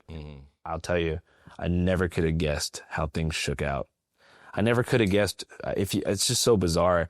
My character judgment was way off back in the day. Really? If I was to look at like who I thought was the most solid friend, nowhere to be found. Really? And there's a certain person who I thought didn't feel strongly about me either way who was like right there. So you just never know. It's kind of creepy. Friendships are not fungible, but they're mutating. They mutate, and they, you know, different things set people off, and it's part of the problem of getting old is that you have years of this stuff, and it can either, you know, beat you up or set you free. I went through a period of like being beaten up and being, you know, and then you're just like, you know what, life is f***ing good. Yeah, I get to do this for a living. It's fun. I get to talk to people like you. Yeah. I just think you're the bee's knees, and you just sit there and go like, you know, there's a trade-off for everything. Definitely. You And I always try to look at the positive. Back when I did like AA for a little bit. They always have you write these gratitude lists. Yeah. And I'm going to start doing that again in the morning because there's a lot. I just, I don't have any siblings, so I take friendships really seriously. And so when I lose a friendship, you know, Big. it's worse than a breakup. It's especially a brotherhood. I seem to not be able to get over it. Yeah, I just interviewed Phil Stutz. Do you know who that is? You know, like Shrinking, the show Shrinking? Oh, he's Jonah Hill's? Yeah. Oh, they're from the And Jonah Hill, Stutz. yeah. So he's a good buddy of mine, and anxiety is like this, anxiety and depression, like rife everywhere. And there's this thing you do called the Grateful Flow, where you just like picture like a golden river going from your heart to your brain, and all the things you're thankful for. It kills anxiety. Does it? Yeah, it's called a tool. He does these tools, and it's a meditation technique. It kills anxiety. Amazing. Anyway, speaking of philosophy, I liked your little aside when you said all of this stuff is sort of political theater for the elites, and I was like, the other thing I liked is the hallucinogen persisting perception disorder, which I want to talk about, and also another one, because I resonate with a lot of your stuff, the depersonalization theory. Oh yeah, I hate that. That's got to be the worst feeling. So let's talk about it, because there's a famous book by Kurt Vonnegut, or anyway, famous in my mind, about a guy who believes that he's the only human and everybody else is a robot, to see what his reaction is going to be. Yeah. Right? Tell me about it. The weird thing about depersonalization, and you've experienced it, you can't explain it unless you're in it. Yeah. Like even right now, The feeling of depersonalization, like I'm stuck behind my eyes with no control over my body, and this is just like this foreign, flesh and bone skin suit that I am marionetting like a puppeteer from the ether inside of my head. That I don't feel like that right now. But then it'll set in and I can describe it perfectly. Right. And that's the insidious thing about certain mental health conditions, is that like they have ineffable symptoms. Right. Because it's hard to explain what it's like to be there if you're talking to someone who's never been there. And it's hard to remember what it's like to be depersonalized when you have the blessings of not feeling like you're derealized or depersonalized. Right. So you almost avoid recollection because it's like, it's the opposite of euphoric recall. It's like dysphoric recall. When you try to like right now, if I thought about depersonalization enough, I would become depersonalized. Right. I think that, derealization, which is the other coin of that disorder, is I'm real, but the world's not. Right. So what's depersonalization then? Depersonalization is the world is real, but I'm not. Oh, really? I'm the other one. I'm real, but the world isn't. And that's a lot better. Really? Because you can acknowledge my mom, she's legit. Right. My dog, he's real. The other one, derealization, is like, I'm real, and these fucking people are stick figures. These people are have no conscious feelings. Yeah. When you speak it out, you go, oh, that sounds crazy. Yeah, you do. I never thought about it. It does sound kind of narcissistic, like I'm the only guy. Exactly. But you're actually like, it's the opposite. Exactly. And that's the problem, is it's like a mental thing. And then, but when you air it out and someone goes, yeah, that's crazy. I'm not crazy, but it is crazy. But it's just funny. So when I heard you talk about that, I was like, well, very sort of. Yeah. And if anyone's listening right now, it fades. Depersonalization always fades. So you just don't overthink it. It's going to go away. And did you ever go through counseling? Yeah, a little bit, but the road is the best counseling. The road. Highways.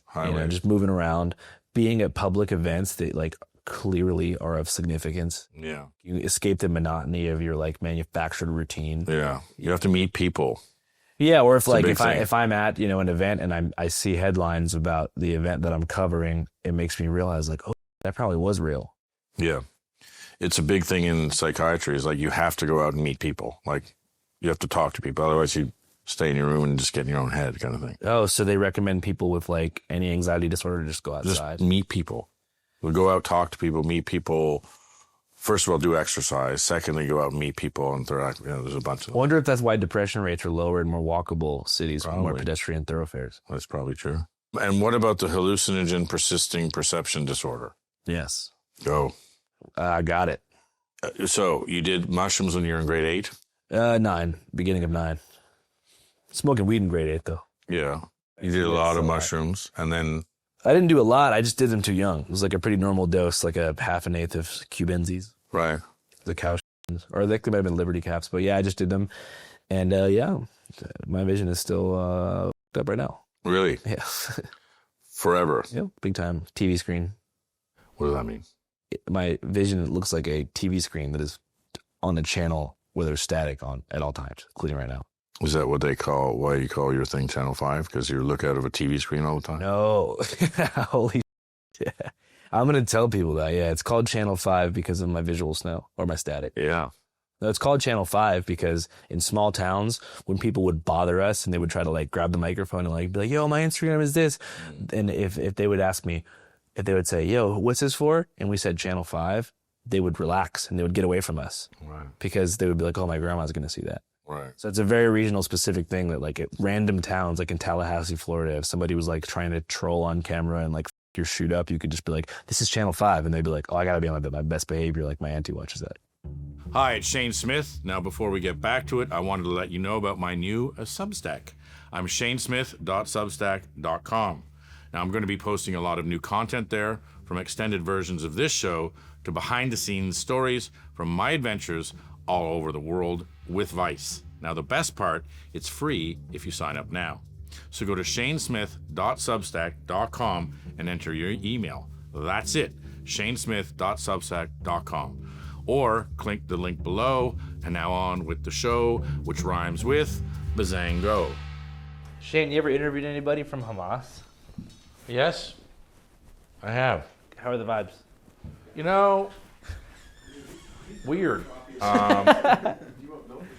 I do a little bit of oat milk just so my teeth don't turn brown. I don't know that we have oat milk. Regular milk's good. Whew, embarrassing. Super embarrassing. Yeah. Dude. Come on now. Yeah, I'd say like to take a sort of. Should we refresh what I asked? No. Oh, just into it.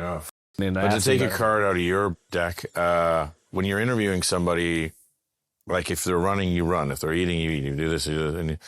But like interviewing someone like from Hamas or, I interviewed one of the head of the Taliban in like Afghanistan. And you want to talk about, we started with Indonesia and Bali. When you go to Afghanistan, they say, whatever you do, don't drink the tea. Just, you can't drink the tea because they get river water and, Yeah. And you're like, right, got it. And I'm terrified of it because I've been to so many places and I have a couple rules, travel rules. One is like the lower the GDP, the better the chicken. Because they're usually a yard bird and it's important. So they spice it and they do things and they make it delicious because it's a big. Actually, it's also true in the United States. True, yeah. The lower the GDP, the better the kids, the better the chicken, and the more you need a toilet is exponentially how bad that toilet's going to be. So if you're in Japan, and you just are going to have a one wipe wonder, they have a thing with a music and a spray and a drying machine and whatever. And if you have malaria in sub-Saharan Africa, then it's going to be just arcing ropes coming out of that toilet. Like it's going to be really, it's so bad you can't go in the toilet. You've had malaria in sub-Saharan Africa? Yes. Not good. I've had everything. But so I'm in Afghanistan interviewing the Lion of Panjshir, one of the heads of the Taliban. And he offers you tea and you're like, no, thanks, it's okay. And they're like, no, you have to have the tea. Like if you don't have the tea, it's an insult. You have to have the tea. So I ended up getting a flesh-eating stomach parasite that I had to do this operation, and it was like super bad, which again has not ended well.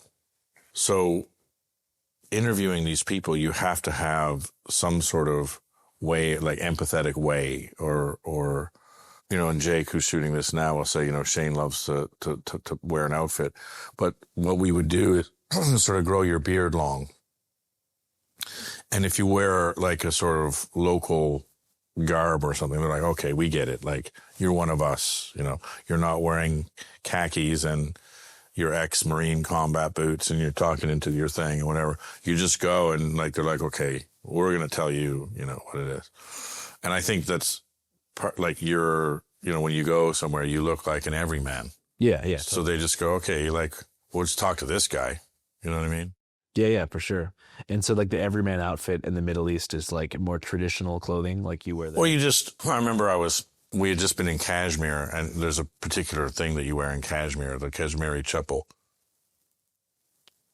We went into Afghanistan, we're interviewing the Taliban, and they're like, oh, we see that you're one of our brothers, so we'll talk to you, kind of thing. Wow, so it actually gave you the access. Yo, definitely. Have you ever interviewed somebody that you were just like, this made your skin crawl? You're like, this person's just straight evil? It's a good question. Yes is the answer. I had a bit of Stockholm syndrome with General Butt Naked. But when he starts describing, like, I would cut the back of a kid and eat their heart as it's, and then we believe we couldn't be killed. You're like, that's like the worst thing on earth. Like that you couldn't have said anything to me that's worse. And this guy's been kind of protecting you and been kind of saving you. And he's charismatic, so you're like, oh. Right. Yeah, he's charismatic, but he's also like, everyone, you want to talk about, like, there's no money. Like, everyone's, and like, so if you have shoelaces, or like, those are nice shoelaces kind of thing, like, it's like anything. And so he's but people don't mess with him, right? They know. And so he's kind of been protecting you. And so you're like, okay, well, and then when he starts telling his story, you're like, that's just, I couldn't even conceive of that in like my worst nightmare kind of thing, or like in a movie. Like, I don't think I've ever seen that in a horror movie kind of thing. That was a pretty bad one. You're sitting there going, well, what do I do? Yeah. You know what I mean? Like, how do you react to that? How do you react? You can't go, because if you go like, yeah, people are going to think you're out of your mind. And then if you say like, that's horrible, you could be putting yourself in danger. If you say that's the most disgusting thing I've ever heard, that's it. Yeah. So it's a real conundrum of, of what the hell you do. And, I mean, you can be morally outraged. Thanks, player. See, it's just all descending into chaos now. Just people coming in and going, hey, it's all squeaky good. doors. It shows that you have a good setup. You're not just like Mr. One-Man Rogan over here. Well, you know what? I decided to do it in the house because I just want to have more of a talky relationship rather than, come into the studio. We're in the same field, man. Yeah. Do you ever have an office in Africa? Did we ever have an office in Africa? Middle East, not Africa proper. I was just trying to think if we did Cairo. I think we were doing a bunch of stuff out of Cairo at one point, but I don't know if we had an office there. Oh, South Africa. Yeah, we had South Africa. Johannesburg? Cape Town. I went to Joburg we did a thing with Diane Ward there, and I absolutely hate Johannesburg. I like Cape Town. What's the vibe in Cape Town? I just know there's like sharks and they have that crazy prison gang. So Cape Town is like functional, sort of nice, a bit more bougie, wine and things, whatever. Joburg is like, that is race war going on. The whites hate the blacks hate the whites. Yeah, everyone hates everybody. And it's, everywhere's electric fences, razor wire. Oh, so it's not like Milwaukee where there's like a dividing line. It's just like informal. There's dividing lines. Yeah. But I mean, even post-apartheid, like there's still like barbed wire fences and like strong, like, Yeah, like if you're rich, if you have money, you have electric fence, barbed wire, everything around your house. You have. Yeah. Yeah. Wow. And the white people have the money still? Well, I'm not going to get it because, I'm not fully conversant on, South African politics, but there is a sort of Indian population. Gandhi was from there. And so there's the Indian population was sort of middle class. And then there was the black people who were poor and the white people were rich. The white people have been leaving. There's some still in Cape Town and stuff, but the Afrikaans, the Boers, the Dutch, whatever, they're kind of poor and up and kind of rednecky. And then there's the ANC, there's big, huge townships, but there's a new sort of ruling class, black ruling class that's got money. And so it's now in sort of upheaval. Yeah, I mean, I've obviously seen a lot of stuff in the news, but I met a white South African the other day, and I was like, is that true? And she was like, no, there's no white genocide happening. And I was like, okay, good. I don't know. I'm going to go out there. You should do it. Yeah. There is a thing. A guy won the Nobel Prize or the Booker Prize or something. Coetzee is his name. And he wrote a famous book about a white farmer and his daughter is there and there's a house takeover and she gets raped. And this was a, political tool, that was used. I don't know if it's still going on or what have you, but it was a common tool to get rid of people, get rid of farmers. Mm. And, this is not me. This is the guy who wrote the book. Yeah. And he won the award for it, but it's sort of explaining the crazy story that's in South Africa. You should go. What would you do? Here's a great question. What would you do in South Africa? Who would you interview? What would you do? Like, what would you focus on? I mean, I would definitely take it from the fact that, like, we have a segue to going there because Trump just accepted all those white South African refugees, while simultaneously deporting all these people. So I think that you can kind of follow that connective tissue across the Pacific and figure out what the hell's going on. What is the new ANC? What's their agenda? What do the Boers believe? What is a South African redneck like? Is there cultural similarities to like the people, the Scotch Irish and the post-Confederate South who also happen to feel strongly against some of the black stuff? It's pretty good. Yeah, there's stuff. I want to watch that. That sounds good, right? Yeah. And when would you go? I'm not quite sure. That's the thing. One of the issues I'm running into right now is I'm expanding so rapidly that I need to have oversight in order to keep that same quality bar because you don't want it to just start putting out with bad edits. So I haven't really had time to take a journalism trip out of the country in a long time. Of course, I just went to Indonesia for my anniversary. But Yeah. Well, I would love to see that. Now, did you get the idea because of letting the boars in? Yeah, I mean, I've always been curious about it, especially like, growing up online. South Africa was always like a big point of discussion. It's also just interesting. It's like kind of one of the last decolonized locations. Right? Canada too. Canada, South Africa, Australia are like the 3 last outposts of like, I don't know, maybe there's other ones. But Commonwealth, man. Yeah, I just found, I'm sure there's a better way of explaining it, but I don't know. I just am interested by South African society. I've been to Nigeria. That's it. As far as Africa goes, I'm sure you've been all across.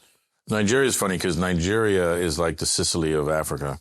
Basically, if you go to any African country, the Nigerians are running the mafia. Really? Yeah. Yeah, they control the Wi-Fi in Havana. You seen that? They have the Wi-Fi parks. Yeah. If you go to most African countries, it's Nigerians and Lebanese. It's a combination. The Lebanese are sort of the higher end, and the Nigerians are the muscle. What other cities do you like in Africa that you've been to? I mean, I like a lot of Africa. I mean, Zanzibar is one of the greatest places. No, you were talking about. I was talking about with Jake. Jake and I have been in a lot of these places. Dakar. I was just in Tanzania and Kenya. It was great. I mean, Africa is beautiful, but it's so messed up. Like the resource curse is, you can see it in every country in a different way. Like it's just one of my first things. I snuck into Darfur, with the Janjaweed and everything, and that was pitched to me as Arab on black, right? The Arabs were trying to get the blacks out, and you get there and they're just like, it's oil.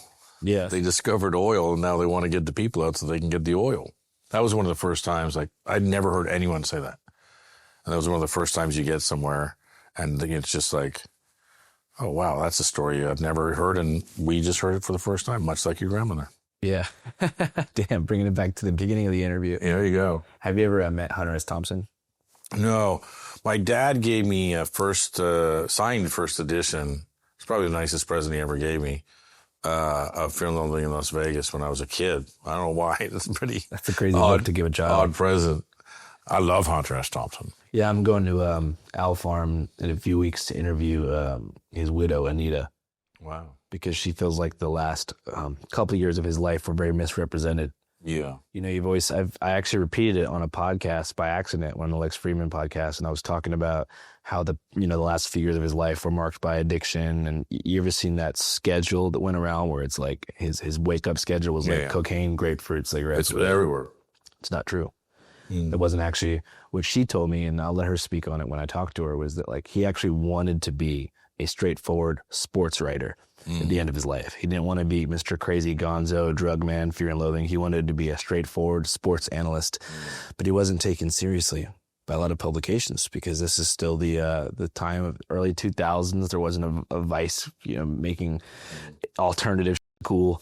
It was just like, you're crazy, and we don't want to have you writing about serious sports franchises because we don't trust you to not falsify information or do a prank. Yeah. And so that what apparently led to some of his depression later in life. And I could be botching it, but I'm excited to talk to her because she hasn't spoken about that ever. That's huge because, look, you were giving me props, I'm giving you props. You got to give the OG props. I mean, he started the whole thing. Did he? Gonzo. Well, who was Gonzo before him? I don't know.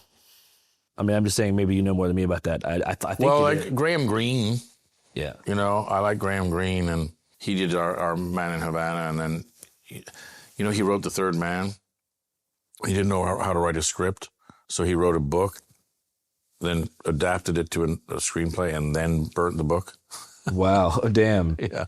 So that's a writer, man. That's the guy who knows how to write. He was pre-Hunter. He's pre-Hunter. So 30s and 40s. Yeah.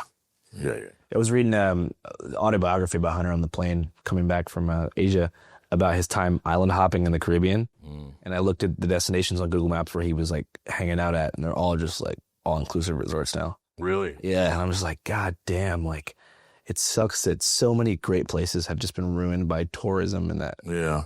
Well, pre-Hunter too, I guess it became huge, but Hemingway would go somewhere and write and, involve the booze and the things and the lifestyle and into it. He was a bit more, Hunter S. Thompson, obviously more 70s than 20s, 30s, 40s. But anyway, that whole lost generation that you were talking about. Hemingway was part of that? He was the chronicler of it. Yeah. I went to Hemingway Days. It's a look-alike competition in Key West. There's a big cult of personality around him. Yeah. But he's an inspiration to many. There you go. You don't seem to be convinced. Wow. You're not a Hemingway guy. No, I don't get it. I was reading Old Man in the Sea, and I was like, how am I supposed to feel about this? And these old guys were telling me, like, you just got to read every word. It's like, you're reading it too fast. And I was like, I tried to read it like 5 times, and I'm like, yeah, he was the writer. Then he did a couple of books, and he was like, he's old and he's drunk, and he was kind of cast off. And that book was his last one where they were like, oh, he's back, and like, and then after that he killed himself because he was like, that was it. That was the last one. That does scare me about all those writers, people like Hunter and Hemingway. They always end up taking out that route. How old are you? 27. No, I'm 28. I survived the 27 club. I beat it. You're all right, buddy. Yeah. One thing I'll say is don't get old, but it sure beats the alternative, Yeah. I feel really old. So you started All Gas, No Brakes and everything when you were really young. 21. 21. Baby. Yeah. But I'm going to say something, you felt old when you were 21. Now you feel real old when you're 21. Yeah, I felt old when I was 18. Yeah. Well, it's experience. Yeah. The more you experience, the older you feel. Yeah, it's definitely. How old do you feel? Like ancient. Yeah. Really old. I interviewed that guy, Brian Johnson, Don't Die guy. Yeah. I'm literally the opposite of him on anything, Yeah. But I'm so old that I'm like, I don't want to, like, I just pointed my head. Like, everyone, if you fix the body, the brain goes. And I don't want to not be sharp. I was always sharp. I was, and I don't want to not be sharp. And I see people, like I see old people, get on a plane or something and they're confused and it's hard and it's difficult. And, my parents would ask me, are there stairs? I mean, I'm like, are there stairs? Yeah. You're talking about other stairs. And so you're like, but as an artist, when you start losing, you could imagine being Hemingway and being like, every word you write, because he talks about le mot juste, like the right word exactly for that sentence. Each one is perfect. Da, da, da. And then you're starting to write and you're like, I don't have le mot juste anymore. Right. It's kind of a terrifying idea, losing that fire. Mm-hmm. And even though memory can be so overwhelming, it's still nice to have. No. But you ever feel like life is so stressful you start forgetting things? Well, there's more and more in your brain, and the more you keep in your brain, the more you push off other stuff. Yeah, and it's just weird. It's like certain songs or smells hold more memories than you can consciously tap into on your own. I'll hear a song, I'll remember so much. Mm-hmm. Do you remember your childhood, like in the early voice days in Montreal pretty well? Yeah. Do you ever think it was going to be as big as it was? No. I didn't think it was going to be as big as it was, even when it was as big as it was. Yeah. How many of the people that were there then are still around in your life?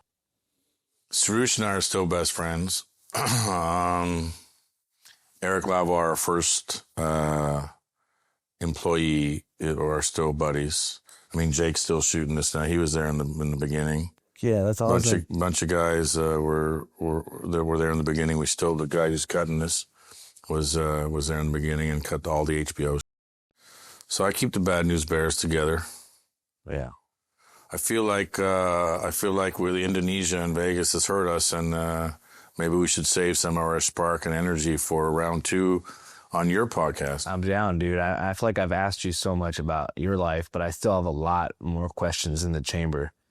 Well, I'm going to have a lot more for you, too. All right. Well, I'm going to do a serious deep dive because you've done me the justice of doing some real research and asking some cool questions. So next time you see me, I'm going to know 10 times more about you than I do. Listen, I'm a big fan. I'm going to watch with interest, not only South Africa coming up. Watch it.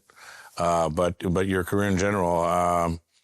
I have my biggest interview of my career about to drop in 10 days. When will this podcast come out?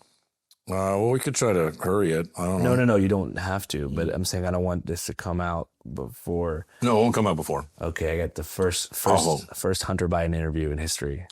Wow. Yeah. Congratulations. Yeah, got 3.5 hours. We talked about everything. Wow. Yeah. Amazing. Yeah. Any Not that you have to do it here, but any revelations? He talked about like how the DNC like pressured Biden into dropping out and told him like, we're going to have the press write bad stuff about you every single day and make you appear as incompetent as possible if you don't voluntarily throw in the hat, and how he didn't want to. Wow. So the deep state is real. He talked about almost dying from, drugs at the chateau. At the Chateau Marmont? Yeah, that's where Hunter Biden's like real crack bender went down. Really? Yeah. It was just a great interview, so I'm really excited about that. I feel like that's going to be... Well, congratulations. That sounds amazing. Yeah. That's huge. I feel like that's going to be a kind of like... That's a big one. A breakthrough. Because they're like, holy shit, why did Hunter Biden want to talk to this guy of all people? And people are going to like... And why? Just because you're approachable and... I just think he felt like shake. I would... Yeah, fair shake. And that like, it's interesting. The more you've been through controversy, life, the more things go up and down for you. I find people with interesting pasts, colorful pasts, feel more comfortable talking to you because they're like, all right, this guy is not Mr. Perfect. Yeah. You know what I mean? If everyone knows you're kind of a little insane and you used to live in an RV with your friends for 4 years, shit like that, they're more likely to be like, all right, I'm going to talk to him. Not some guy who never had a controversial moment in his life and sort of squeaky clean like a Kevin Hart type of dude. You know what I mean? He's squeaky clean? Yeah. Really? Yeah. The Rock. You know what I'm saying? Like, am I wrong? Well, I don't know. But it's just like, I feel like... I guarantee you if you scratch the surface... Yeah, but just like industry-approved people who interview celebrities. Yeah. That is one thing I don't want to start doing. Yeah. Celebrity interviews. Who does that, though? Just like, I feel like that's a pretty like... I don't know, I just imagine like that's like the nightmare. You know what I mean? It's just like... Give me a famous celebrity interviewer. I'm trying to think, man. Famous celebrity interviewer. Well, there's ones that are really good, like Nardwuar. But I always imagine like the red carpet stuff. Like that's always like... what's his name? Ryan Seacrest. No, yeah, okay. Yeah. Ryan Seacrest. That's always been my biggest fear. fear. Who's the Bell? Saved by the Bell, Lopez. Yeah, because I mean, if they enjoy it, I respect it. My biggest fear was always like my career goes downhill, and like I just can only resurrect it by talking to the famous. That's like the scariest shit. I want you to do that so bad. Well, maybe I want you to interview like Brad Pitt. Oh, dude, because then people would really get to know what Brad Pitt's like. Yeah, there you go. That'd be a great interview. Okay, never mind. I actually retract everything I said. I hope that I'm going to be the future of celebrity interviewing. Because then it wouldn't just be, you know what? I would, because they only do interviews to promote movies because they have to. It's all contracted. I would literally, and this is for all Variety and Hollywood Reporter and everybody out there, I would literally ask them nothing about the movie. And I just ask them about that people want to know about, or like, yeah, I would ask. You're in Cannes. What's your favorite restaurant in Cannes? Like, what are your memories there? What did you do? Oh, you went there with Angelina Jolie when it was great. Now you don't like each other, and like. I would ask Brad Pitt, like, yo, when's the last time you went to a Walmart, and what was it like for you? Yeah, that's a good one. Because there's like that Taylor Swift, Brad Pitt fame where you actually can't do anything. Right. And like the first person that sees you. I see what you're saying. It'll spread across the store like a virus. See. Yeah, people running from aisle to aisle being like, Brad Pitt's by the dairy aisle. And before I went to a Walmart in Mexico and I loved it. I was like, it was fantastic. No, I'm talking about the level of fame that makes society like just become like sick in the head. Yeah, you don't live a normal life. Yeah. Who do you think was the most, I guess maybe like Sinatra? Because back in the day, there was like 5 famous people or like 10. Yeah. Well, did you ever read Sinatra's Got a Cold? No. I actually have in college. Yeah, it's so good. Who's it by? Gore Vidal. Oh, someone assigned, a cool teacher assigned me that. Yeah. Well, because he changed interviews. That's what you're talking about. Because basically, Frank Sinatra was it. He was the biggest singer and the biggest movie star and the biggest whatever. And he went there and everything stopped. Like the whole industry, the movies and the things and the shows and everything just stopped because he had a cold. And so he just wrote about that, which by the way caused a lot of shit. But then it became the way of doing things. It trips me out on the Frank Sinatra tip. Like my great grandmother, she passed away a long time ago, but she used to sleep in bed, and on her bedside table, she had a picture of Frank Sinatra. Yeah. And her husband didn't mind. Yeah. Because he was like, he's a famous person and an amazing performer. Yeah. But nowadays with the internet, like a husband would be like, what the fuck? Like, how many followers does he have? He's not Like, you know what I mean? Everyone's the main character now. It's crazy to think there was a time when like a real man's man would be cool with his wife sleeping next to a picture of a famous guy, because there's only 5 famous guys. And you're like, he's amazing. Frank Sinatra's amazing. I like him too. Bring him. Like, I don't think that could be possible nowadays. No, that's good. That's a good point. You're a student of modernity. You know the modern psyche. I try to, but these kids, I don't know. I don't know what they think about. You know the modern psyche. We love to see you. We love to see you interview people. Can't wait for Hunter. Can't wait, Hunter Biden. First interview. Can't wait for South Africa. Can't wait to see what you do next. Big fan. Thanks for fucking coming. Bazango, come here, you bastard. Come on. Good man. Beautiful baby boy. Good fellas.